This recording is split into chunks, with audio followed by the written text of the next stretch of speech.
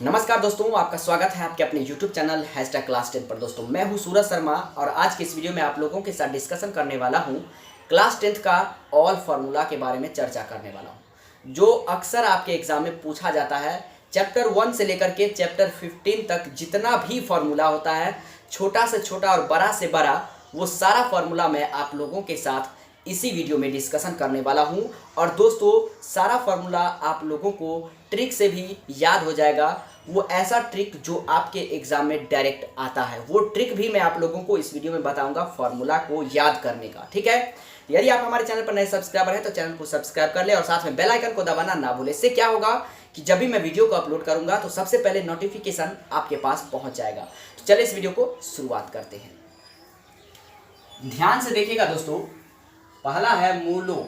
मूलो बोलिए या फिर शून्य को बोलिए। सवाल में कभी कभी आप लोगों को मिल जाएगा मूलो या शून्य को, तो दोनों बोल सकते हैं। ठीक है, का योगफल क्या होता है तो लिखेंगे अल्फा प्लस बीटा बराबर minus B by A. Alpha plus beta बराबर माइनस बी बाई ए, ये फॉर्मूला हुआ किसका? द्विघात समीकरण का, द्विघात बहुपद का। द्विघात बहुपद क्या है तो ये है, देखिए ध्यान से देख लीजिएगा। ये है a x square plus b x plus c, a x square plus b x plus c, जहाँ पे ए बराबर 0 नहीं हो। ठीक है, छोटी छोटी मगर मोटी बातें मैं आप लोगों को बताऊंगा। ये पहला था। दूसरा पूछ देगा मूलों का गुणनफल, तो क्या फॉर्मूला होगा? मूलों का गुणनफल अल्फा इंटू बीटा बराबर सी बाई ए। तीसरा है त्रिघात बहुपद के लिए। त्रिघात बहुपद होता क्या है तो ये है त्रिघात बहुपद a x cube plus b x square plus c x plus d, जहाँ पे a does not equal to 0, यानी कि a बराबर 0 नहीं होना चाहिए। ये आपका त्रिघात बहुपद हुआ। अब त्रिघात बहुपद के लिए फॉर्मूला क्या सब होता है वो ध्यान से सुनिए। मूलों का योगफल क्या होगा तो alpha plus beta plus gamma बराबर माइनस बी बाई ए, ये फॉर्मूला होता है। ठीक है, मूलों का गुणनफल क्या होगा, सिर्फ गुणनफल त्रिघात बहुपद में, तो दोस्तों alpha into beta into gamma बराबर माइनस डी बाई ए, ये फॉर्मूला होता है। इसी में आपको पूछ देगा दो दो करके मूलों के गुणनफल का योग क्या होगा, तो alpha into beta plus beta into gamma plus gamma into alpha बराबर सी बाई ए। दो दो करके जो लिखे हैं, देखिए दो दो मूलों को लेकर के उसके गुणनफल का योगफल अगर ऐसे पूछता है, देखिए सब में दो दो है तो इसका योगफल होता है सी बाई ए। ठीक है, चौथा जो फॉर्मूला होता है सबसे इंपॉर्टेंट, जब d बराबर 0 हो तो क्या होगा? मूल वास्तविक और समान होगा। समान माने बराबर होगा।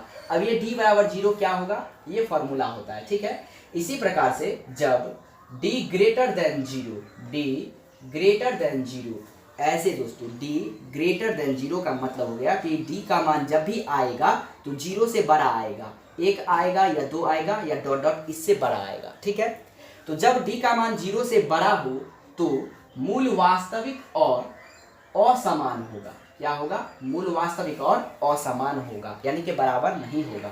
जब d लेस देन 0, d का मान 0 से छोटा हो, कहने का मतलब ये है दोस्तों कि जब d का मान 0 से छोटा होता है तो मतलब ये हुआ कि माइनस में आ जाएगा, जो भी आंसर आएगा वो माइनस में आएगा। तो जब d का मान माइनस में हो तब समझ जाइए कि मूल वास्तविक नहीं होगा या फिर कोई मूल वास्तविक नहीं होगा। ठीक है दोस्तों, अगला है कि जब पांचवा में जब a1 बट्टा a2 बराबर नहीं हो b1 बट्टा b2 तो क्या होगा वो ध्यान में रखिए, संगत हो सकता है। जब ऐसा होगा तब, जब ऐसे भी याद रख सकते हैं पहला बराबर दूसरा ना हो, यानी a बराबर b ना हो समीकरण में, जब समीकरण आपको दिया रहेगा तब क्या होगा? संगत होगा, प्रतिच्छेदी होगा, अविरोधी होगा, अद्वितीय हल होगा या एक हल होगा। ठीक है, जब इतना बराबर ना हो यानी a1 बट्टा a2 बराबर ना हो b1 बट्टा b2 तब ये सब हो सकता है। ये ट्रिक है दोस्तों, एक साथ आप इतना याद कर सकते हैं। ठीक है, लेकिन जब a1 बट्टा a2 बराबर b1 बट्टा b2 बराबर c1 बट्टा c2, यानी कि जब तीनों बराबर हो तब क्या होगा दोस्तों? जब तीनों बराबर हो तब संगत होगा, संपाती होगा, आश्रित होगा, अनेक हल होगा, ये होगा। ठीक है, अक्सर जब ये तीनों बराबर रहता है तो आपको ये आश्रित रहेगा, लेकिन आपको ये सब याद करना है।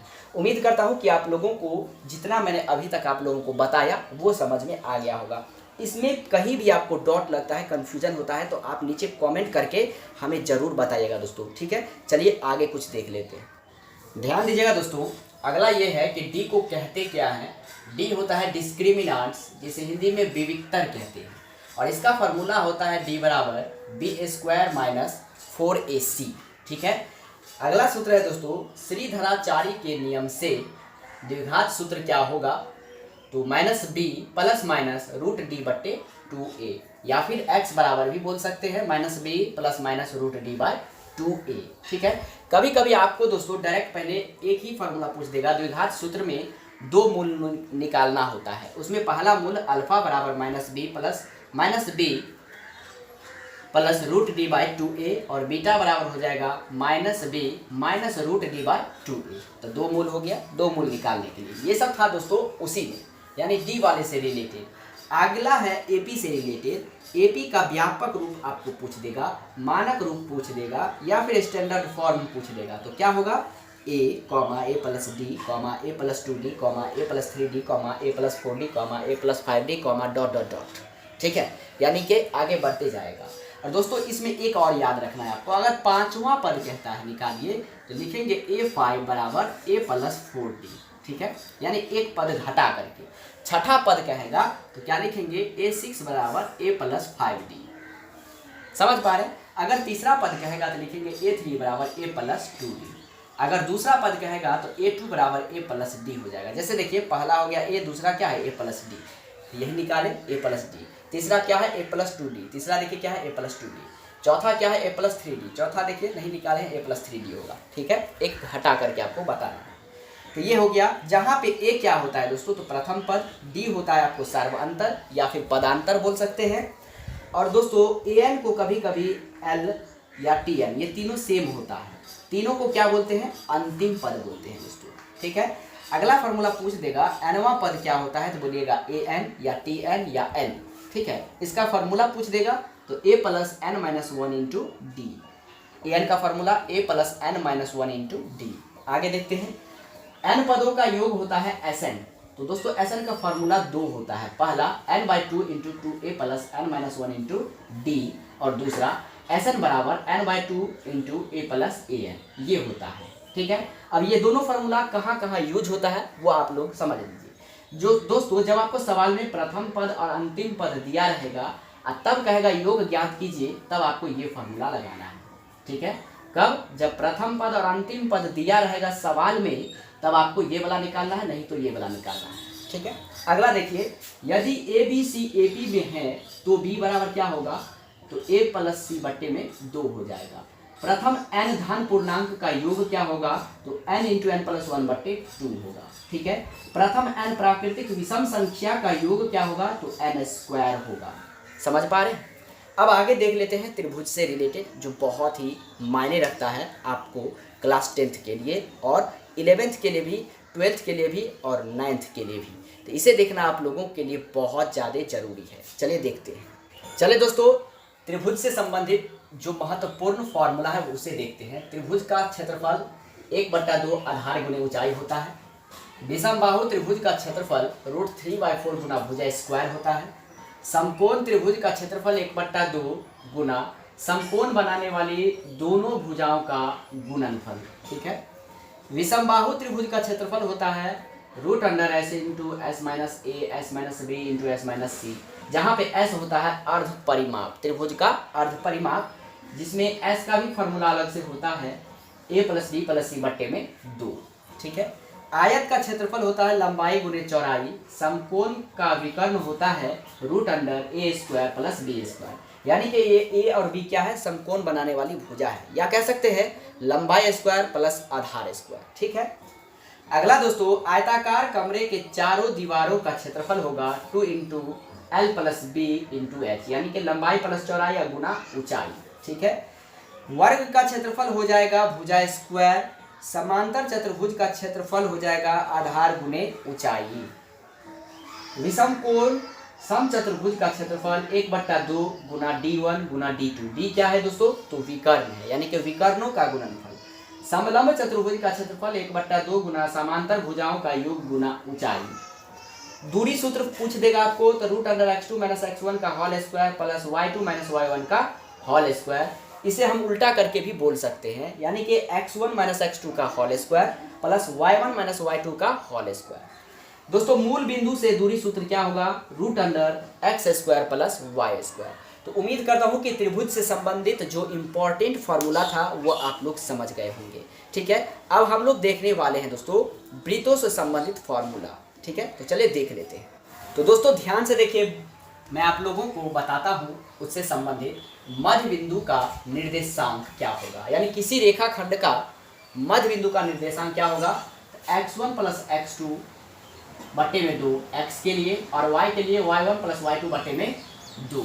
त्रिभुज का क्षेत्रफल पूछ देगा जब निर्देशांक दिया रहेगा 3 तब तो कहेंगे 1/2 इंटू x1। ये फॉर्मूला है, ध्यान से देखिए। इसे कैसे याद रखेंगे, इसका ट्रिक क्या है दोस्तों, 123 क्या है 123। देखिए 1 2 3 123 231 231 231 312 312 ऐसे याद रखेंगे। तो जो पहला वाला संख्या है वो x होगा, दूसरा तीसरा संख्या माइनस लगा दीजिएगा। इस तरह से आप लोग याद कर सकते हैं। 123 231 312 मोबाइल नंबर की तरह आप लोग याद कर सकते हैं। ठीक है दोस्तों। उसके बाद दोस्तों अगर त्रिभुज का निर्देशांक दिया रहेगा उसमें आपको कहेगा कि संरेखी का निकालिए, संरेखी लगा होगा तब आपको यही त्रिभुज का क्षेत्रफल रखना है, बराबर में सिर्फ 0 दे देना है। 1/2 को हटा दीजिए, त्रिभुज का क्षेत्रफल लगा दीजिए, जो ये है वही ये है 123 231 312 बराबर में 0 फार्मूला यूज कर लीजिए। ठीक है, विभाजन सूत्र पूछ देगा तो x के लिए m1 x2 plus m2 x1 बट्टे में m1 प्लस m2 और y के लिए y1 plus y2 plus y के लिए m1 y2 plus m2 y1 बट्टे में m1 प्लस m2। ये है विभाजन सूत्र। त्रिभुज के केंद्रक का निर्देशांक पूछेगा दोस्तों तो x के लिए x1 x2 x3 बट्टे में 3, यानी कि x1 plus x2 plus x3 बट्टे में 3 और y के लिए y1 plus y2 plus y3 बट्टे में 3। ये है त्रिभुज के केंद्रक का निर्देशांक। अब दोस्तों देखते हैं वृत्तों से संबंधित महत्वपूर्ण फॉर्मूला। वृत्त का क्षेत्रफल पाई आर स्क्वायर, वृत्त की परिधि या परिमाप बराबर 2 पाई आर, वलय का वृत्त के वलय का क्षेत्रफल पाई इंटू बड़ा आर स्क्वायर माइनस छोटा आर स्क्वायर, अर्धवृत्त का क्षेत्रफल पाई आर स्क्वायर बट्टे में 2। अर्धवृत्त की परिधि या परिमाप पूछेगा तो आर इंटू पाई प्लस 2 ऐसे बोलिए, या डायरेक्ट बोलिए आर इंटू 36/7। तो दोस्तों इसके बाद जो वृत्त में आता है त्रिज्यखंड का क्षेत्रफल आता है, तो वो मैं आप लोगों को बताऊंगा पृष्ठ क्षेत्रफल और आयतन में, यानी कि नेक्स्ट वीडियो में मैं आप लोगों का जो भी फार्मूला बचा है वो सारा फार्मूला को उस वीडियो में मैं आप लोगों को बताऊंगा, क्योंकि वीडियो बहुत लंबा हो जाएगा।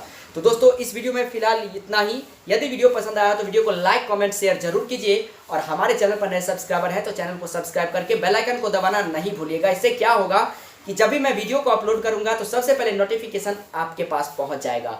तो मिलते हैं नेक्स्ट वीडियो में, तब तक के लिए जय हिंद, वंदे मातरम।